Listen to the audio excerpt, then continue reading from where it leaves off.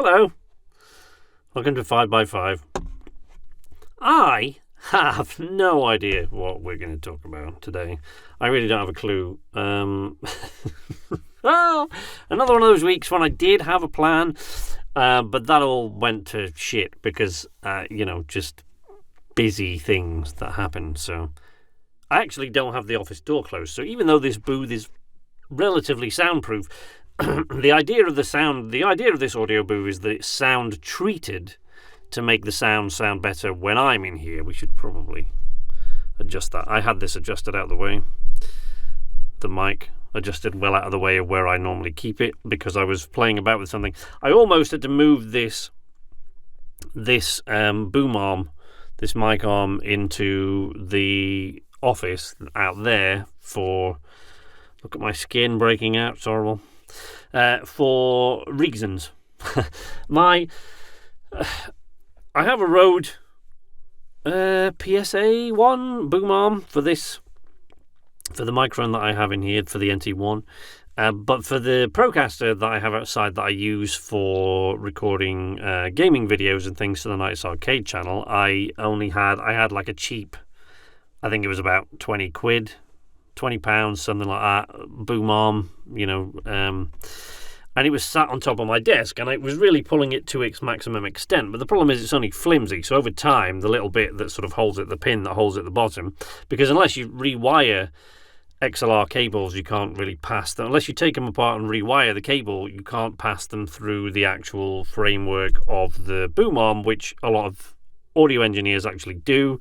People who know a lot more about what they're doing and have the equipment for electronics. I know my way around audio, but I don't play with the electronics. That's somebody else's purview entirely. But yeah, unless you wire that, which kind of gives it some strength, the little crappy aluminium hollow pin that drops it into the slot on your desk or the clamp, eventually, if you keep pulling it to its maximum extent, which I did because I'd pull it down, I'd record a video, and then I'd put it up out of the way until I next needed to record a video. And over time, it was only like 20 quid, but it's bent and to the point where it's almost snapped. It sprained the aluminium to the point where it's almost snapped, and it just collapsed, and I couldn't, it was really, really difficult to keep it out of the way. I had to sort of jam it on the desk, and anyway, it just gave in after a while. So I have had to make another one. There's not a lot that I can do. I can't really... There aren't many things. As I said there, I don't really mess with electronics, generally speaking. Little bits, but I don't really mess with electronics. I'm not... although I have a video game channel, I'm not really much of a gamer. When I say not much of a gamer, I'm not very good at it, really. Which anybody who watches my gaming channel will know. There are all manner of things that I'm useless at. In fact, most things, to be fair. But I'm fairly handy with tools, I can make most things. I can think my way around a problem and use bits and pieces of scrap that I have lying around to solve a problem. So I had an old, half an old mic boom arm from a regular studio mic stand. Like a regular microphone stand that you used to seeing on a stage or something like that, right? And I had one of these, but only part of it because I'd reused part of it for something else many, many years ago. So I had the sort of remnants of that. And again, it was a fairly cheap one, which is why it got taken apart because it was not a lot of good the way I had it before.